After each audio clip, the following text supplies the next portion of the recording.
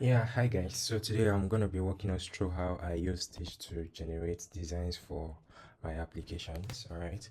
So Stitch is a product by Google that helps us generate UI designs.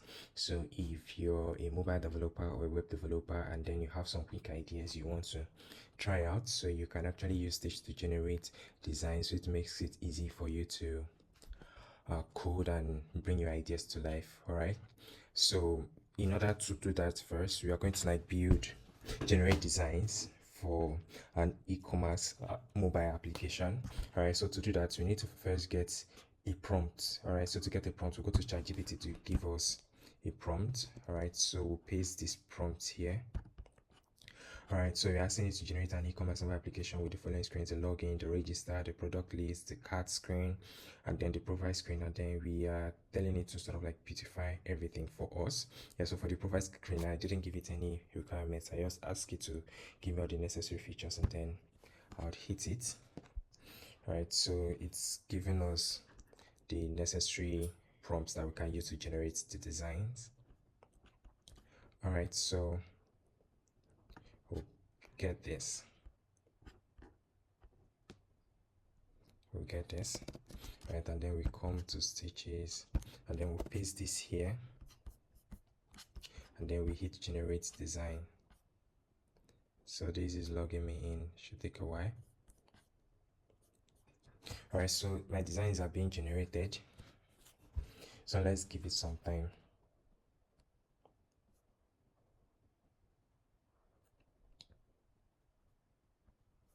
All right, so things to note about Stitch is that there are basically two modes.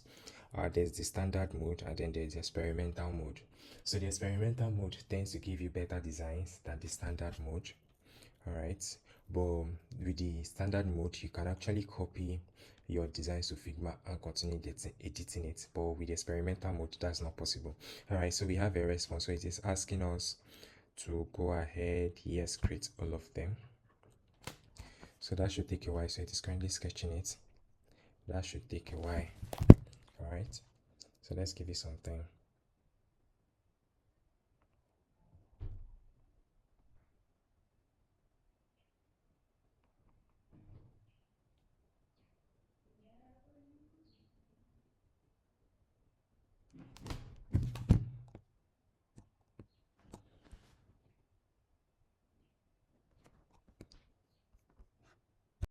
So after about 2 minutes, we've gotten our designs back. So this is what we have currently. It feels very realistic. All right, so here's our card screen, here's our profile screen, and here is our home screen, and then here's our register and the sign up screen. All right, say we want to get the dark theme for this. It's as simple as copying this over and then coming somewhere around here and pasting it. All right, and then we hit on this adjust theme, and then we select dark theme, and then we apply. All right, so the dark theme would be generated for us. All right, so let's give that some time. All right, so just so you're aware, every single thing here is customizable, so you can ask it to generate more screens. So ideally we should actually have the wish list, the payment method, the address, and all of that stuff. So I think we can generate one of them, so we can use this to. All right, so here's the dark theme, and this is what it looks like. All right, so let's say we want to generate the other screen, so we can simply come here and say, so we select this since the user navigates from here. All right, then we can say generate the screen for list of orders. All right, and then when we hit generate,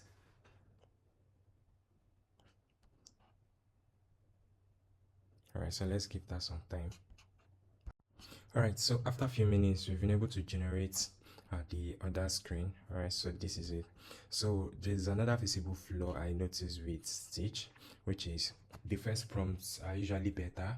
All right, and then subsequently its quality reduces the more you prompt. All right, so as you can see, the quality of the design here is slightly lesser than the quality of the design here, so which is why you need one single prompt to capture every single screen you need and have it detailed out. All right, so yeah, that's how you generate designs with Stitch, and then that's how you also change the theme from dark theme to light theme.